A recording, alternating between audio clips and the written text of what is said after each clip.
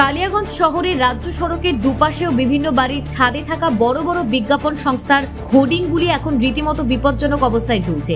বেশ কিছুদিন ধরে এসব হোর্ডিং এর ফ্ল্যাক্স ছেঁড়া, ফাটা ও ঢিলা অবস্থায় রয়েছে, যা শহরের সৌন্দর্যায়নে হানির পাশাপাশি দৃষ্টি দূষণ ঘটাচ্ছে এবং রাজ্য সড়কে পথ দুর্ঘটনার আশঙ্কাও বাড়াচ্ছে।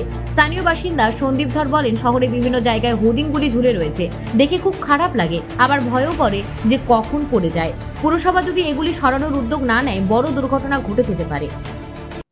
আমরা দেখতে পাচ্ছি বিক্ষিপ্তভাবে সমস্ত ফ্লেক্স কালিয়াগঞ্জ মিউনিসিপ্যালিটির অন্তর্গত শহরে যত্রতত্র ছড়িয়ে আছে।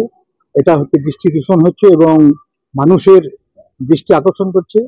আমি একজন সহ নাগরিক হিসাবে আমি এটাই চাই যে এই ফ্লেক্স যাতে অবিলম্বে খুলে ফেলা হয় এবং শহরের যে সৌন্দর্যন, সেই সৌন্দর্যনে যেন আরো শ্রীবৃদ্ধি হয় এবং এটা মানুষ কোনোভাবেই এটাকে সঠিক পরিচালনার ক্ষেত্রে এবং সঠিক গতানুগতিকের ক্ষেত্রে এটা মানুষের দৃষ্টি আকর্ষণ করছে।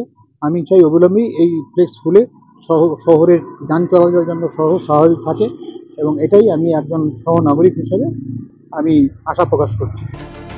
শহরের অন্যান্য বাসিন্দারাও একই অভিযোগ তুলেছেন। তাদের দাবি, এসব হোর্ডিং দ্রুত সরিয়ে না নেওয়া হলেও শহরের সৌন্দর্য নষ্ট তো হবেই, পাশাপাশি প্রাণহানির মতো ঘটনাও ঘটতে পারে।